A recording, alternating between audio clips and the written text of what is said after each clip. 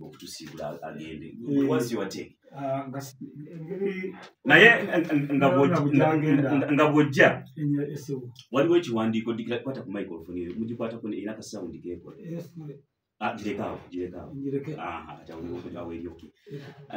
Waliwo declaration eya pronouncingibwa mu 1994 ennaku z'omwezi 26 mu mwezi gwa Maachi mu kibuga Paris ekya Bufaransa.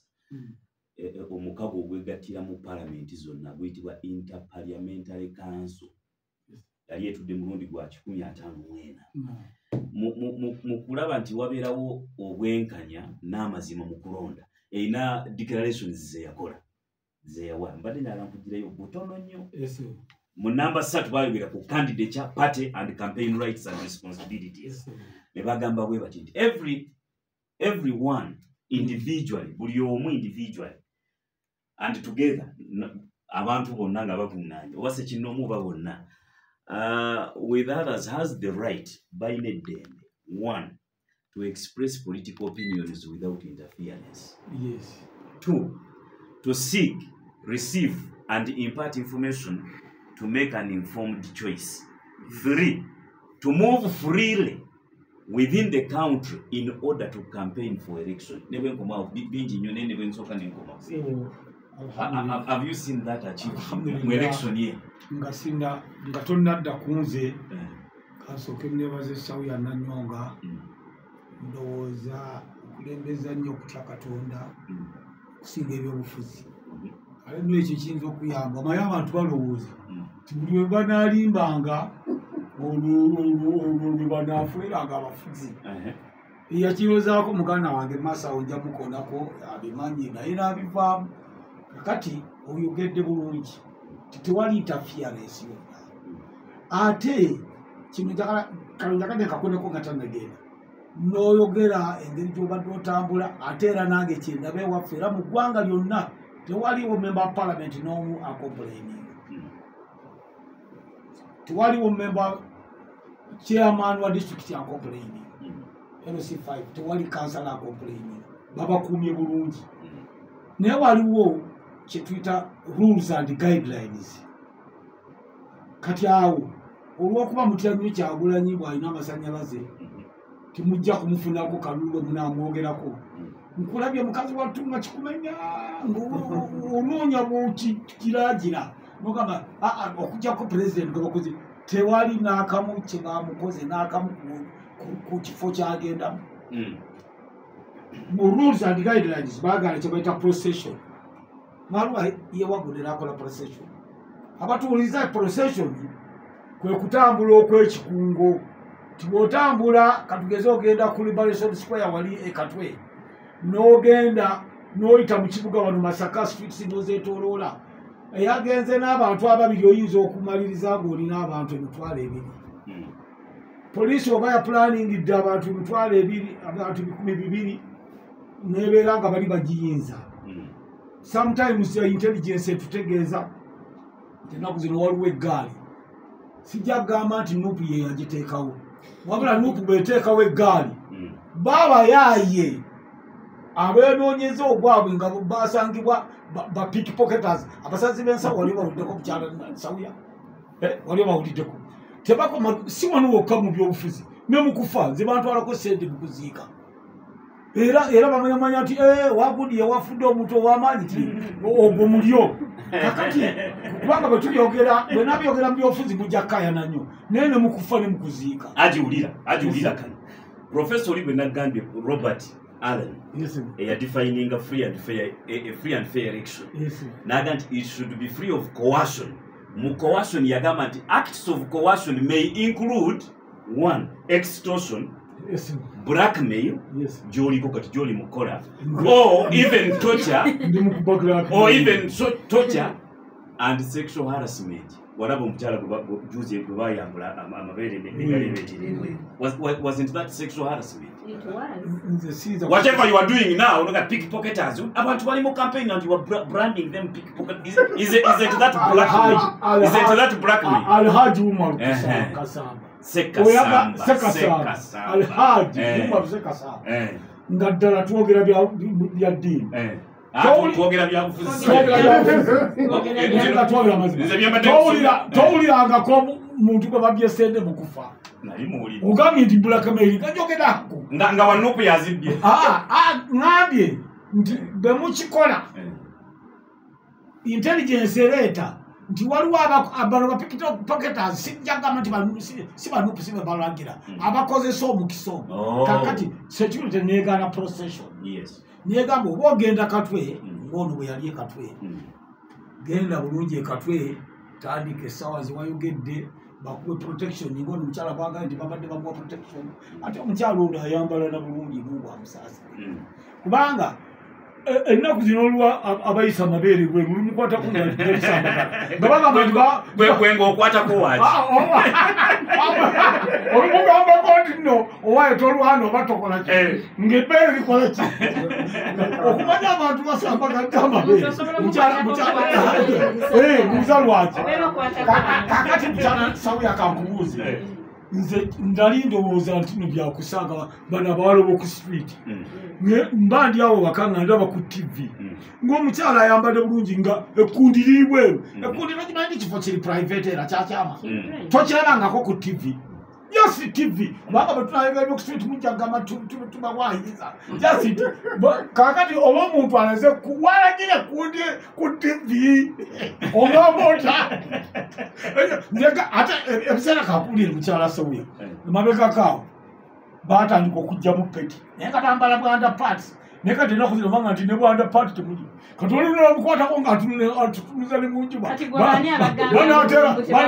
banaate bwempulira banaatera kututumiza mu njuba amaaso kuziba kati mbadde ngamba nti discipline naye beerewo omanyi bwe tuba ffe kati ngaffe abaludde mukulembeze waliwo empisa code of conduct enyambala embeera kati gwe kivudde nkusiima sina kusabira kalulu naye kyevudde nkolaki nkusiima nti weebala enyambalayo kakati mukama wange ekirala kiri kyogambye nti bataataganya akalulu kagenze bulungi wabula bwe mulabanga mukama wammwe bamukwatiddeko bwokka mu procession talina we yabadde agenda ku station tyagenda kwaluwa liberation square oba kwaluwa playground ne bamutaataganyizaawo era ye naye yenyini yayogedde amazima n'agamba yakikoze ekibugere nti bwe baŋŋaanye n'ava mu motoka amazima by action n'ava mu motoka neyekalakasiza mu kibuga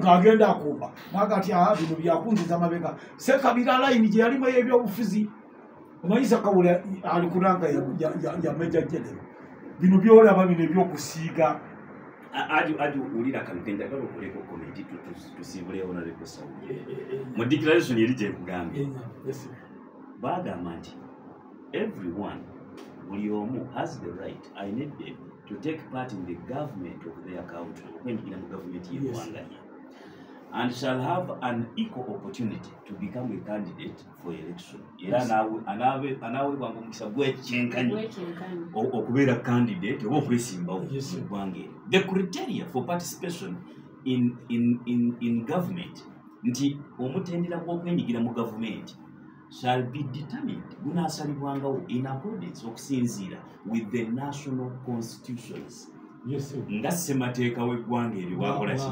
bwalambika and laws n'amateeka and shall not be consistent with the state's international obligation and shall not be inconsistent, right? Shall not be inconsistent with the state's international obligations. And this is an international obligation. Tujja kukirizanga abantu okwesimbawo, tujja kukirizanga abantu okulonda, tujja kukirizanga abantu okukola campaigns. All those are international obligations. Eggwanga Uganda gye lituula erikiriziganya n'amawanga amalala nti ffe nga Uganda tunakirizanga abantu olwokuba tulina democracy okukola bino. However, kenjagadde kenabuuziza mukyala Sawuya bano ab'ebyokwerinda government which is incumbent tebasobola kukozesa mukisa guno baga nti ekyo kyokoze kimenya tteeka ate declaration yagamba nti tunaatambulanga amateeka bwe gagamba kati ffe bakasitodiyani b'amateeka omenye etteeka kati that happen ekirungi kyoyogedde it can happen kisobola okulaba however ne the opposite jobadde oyogerako nayo I 100% totally agree nayo can happen ono ayesimbyewo naye nakola contrary to the laws nakyo gyekiri so I want you to address those nga bwe bakikola mu mateeka ga covid waliwo amateeka ga covid abantu tebabeere munamba bweti naye nolaba opposition ngaakikola omuntu atakikolako mu kalulu yali president Museveni yeka si lwakuba nti muwagira yajjaawo ne mu disitulikiti ey'ekalulu bayitayo abantu 100 ate nga bamaze batestinga era nga tuli mu distance era yayogerera eri mayiro namba n'alyoka atwadwesinga n'ayogera ebibye n'agenda naye kiri kye mugamba it is a two-way traffic Uganda engeri gyerimu corruption ow'amaanyi bwe tukyakkiriza nti abantu batera okugulirira abasirikale ne babawa ssente ng'ono kyagambye ekyempulidde ekyotera badde ndowooza nti bisagiramu ng'ekyokulya nga Ssekabira akikakasa nti omusajja kituufu kyabaddeyo okusinziira ku njogera ya Ssekabira abantu babawa ssente babateekamu endowooza neyeesiba neyeewamba waliwo omuganda wange yalomba edduwa za Kamulali yeewambako ate bwamalawo edduwa za Kamulali kakati olwaleero presidential candidate egamba ebintu ebyo bibadde bibaawo ate ne mu nsi ne mu mawanga agogolaba amakulu tulina ba professional assassins abantu nga bali professional character assassins nga bo batendeke nga muganda wange Ssekabira bwe yagwera yoyigala kate nga omusezi ava okulaba omulwadde ndi eri teri muntu musabisani Katonda tulaba namutuwa kakati Ssekabira yakkiriza nti yali muki mukugu nnyo mu kuyunga bukemiko era ne wano mu nnyendo olumu baate omutina yaŋŋamba tikwatemula mu dakiika 10 ng'akumandinga abaana okuyiza ebipande bya Museveni n'abalala naye ekirungi nti yakula kakati ebigambo byonna byonna nga bwabyogera abyogerera mu history naye kati Museveni ebipande akyateeka mu byaki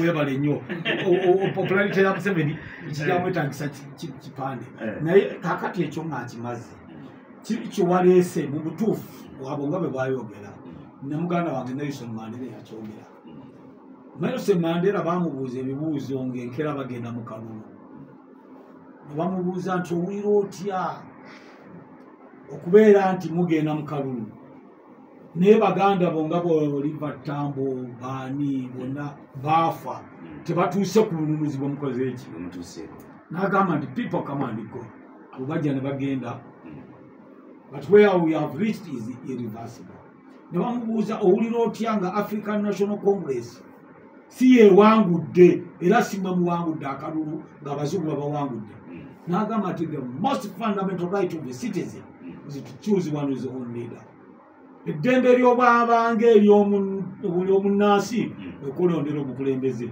ffe kye twali tulwanirira sigenda kuwanakuwala n'akamu lwe banaaba batuwangudde ako ke kabadde kabulamu mu bannaffe bano ke kabulamu era bo kye bayita demokrasi kye bayita akalulu akalungi nga bawangudde kati ffe bwe nkuleetera case study ey'ekalulu batukuba ne tugwa eri flat kyamani natuwangula bukalungu wese batukuba ne minisita w'omulambo wa defense bamukudde ekikonaye n'akolaki aba opposition ne bawangula naye omanyi statement yo eri vague ne bano abayitsimanyita parliamentary whatever nabo bajyogerako but still vague eri awo eryegusikiwa tetegerekeka teriiko kyankomeredde listen to it owulire every candidate buli eyeesimbawo and political party na buli kibiina competing in an election ekiri mu kuvuganya mu kalulu ako shall accept the outcome of a free and fair election. What is that? Shall accept bateekeddwa okukkiriza akalulu k'amazima ebivudde mu kalulu k'amazima n'obwenkanya kati nesimbyewo ne Ssekabira olodoni nesimbyewo ne Ssekabira anyigiriza naye yagamba nti tuli mu mazima n'obwenkanya era n'okunziba nzibye mukati ate nzikiriza. What is that? Alhaji Umar mu Uganda wano okumala demokrasi wa wana ati yepampaako bangi nnyo abekubidde enduulu nti tebabawa bwenkanya oba ebintu byagenda bulungi era obulungi obusazibwamu ne bukyusibwa ewange okawuka ekalulu mungu okunfuula ko chairman wa district nga twali andi waggulu chairman wange bamusazaamu naye nga constitution yegamba ti vice chairman yali nenkwata kulani nendaira nefuga omwaka mulamba ngaze chairman bamusaza ne tudda mukalu era olwa democracy bamusaza olwa democracy nembera ku chairman kati wali adi waggulu acting chairman akikiriza tujje obubaka buno tusibulewo na lebo sawu yate tweyongere